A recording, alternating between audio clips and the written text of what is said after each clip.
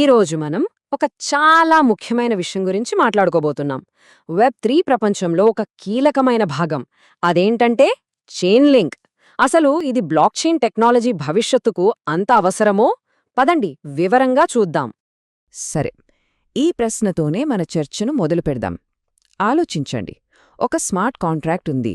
అది ఒక sports game మీద బెట్ అనుకుందాం. మరి ఎవరు గెలిచారు, ఎవరు ఓడిపోయారు అని దానికి ఎలా తెలుస్తుంది? బయట ప్రపంచంలో జరిగే ఒక ఫుట్బాల్ మ్యాచ్ ఫలితం దానికదే ఎలా తెలుసుకోగలదు?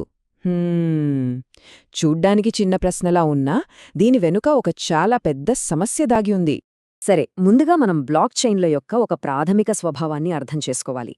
అవి ఎంత శక్తివంతమైనా వాటిని బయటి ప్రపంచంతో అస్సలు సంబంధం లేని ఒంటరి దీవుల్లా ఊహించుకోవచ్చు. కంప్లీట్లీ ఐసోలేటెడ్ అన్నమాట. ఇక్కడ మనం గుర్తుపెట్టుకోవాల్సిన విషయమేంటంటే స్మార్ట్ కాంట్రాక్టులు చాలా పవర్ఫుల్, నిజమే. కానీ అవి కేవలం వాటి స్వంత ప్రపంచంలోనే, అంటే బ్లాక్ చైన్ మీద మాత్రమే పనిచేయడలవు. బ్లాక్ చైన్ బయట ఉన్న ఏ డేటాను అవి డైరెక్ట్గా చూడలేవు, యాక్సెస్ చేయలేవు. బయటి ప్రపంచంతో మాట్లాడే శక్తి వాటికి లేదు. అందుకే అవి పూర్తిగా గుడ్డివి, ఒంటరివి. సరే, ఈ ప్రాథమిక సవాలుంది కదా, బ్లాక్ చైన్ బయటి ప్రపంచంతో మాట్లాడలేకపోవడం. దీనికి టెక్నికల్గా ఒక పేరు పెట్టారు. అదే ఒరాకిల్ సమస్య లేదా ది ఒరాకిల్ ప్రాబ్లం.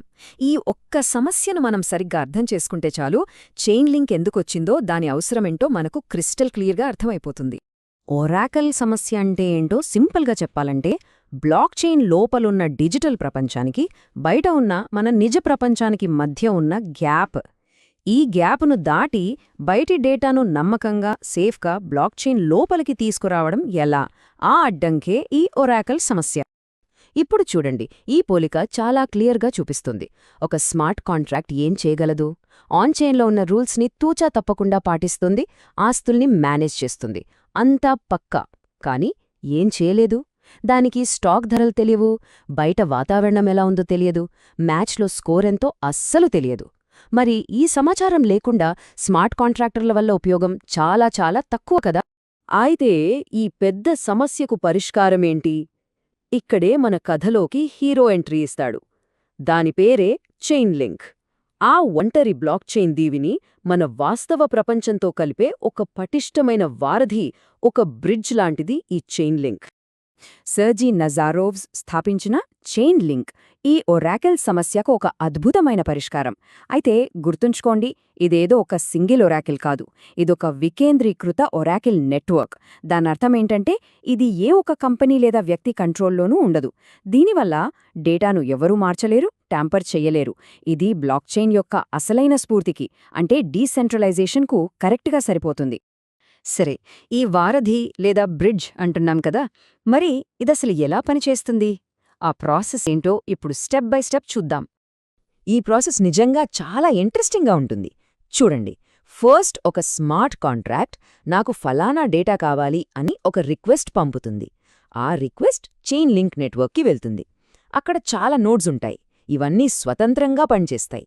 అవి ఏం చేస్తాయంటే వేరువేరు వెబ్సైట్లు, ఏపీఐల నుండి ఆ డేటాను సేకరిస్తాయి. ఒక నోడ్ కాదు, చాలా నోడ్స్. తర్వాత ఆ వచ్చిన సమాధానాలన్నింటినీ పోల్చి చూసి ఎక్కువ నోడ్స్ ఏది కరెక్ట్ అంటున్నాయో ఆ ఫైనల్ రిజల్ట్ను తీసుకుని దాన్ని తిరిగి స్మార్ట్ కాంట్రాక్ట్కు పంపిస్తాయి.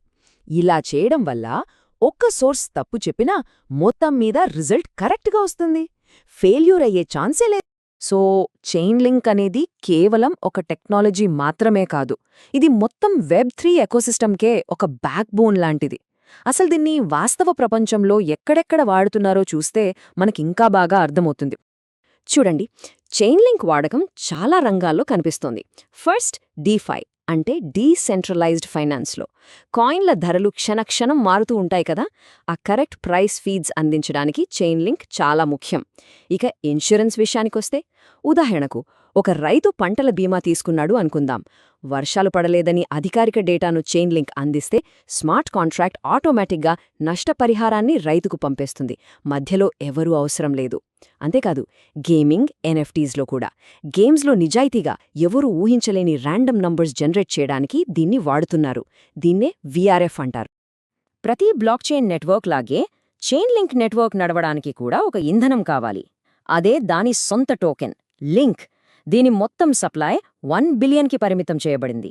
మరి ఈ లింక్ టోకెన్తో ఏం చేస్తారు?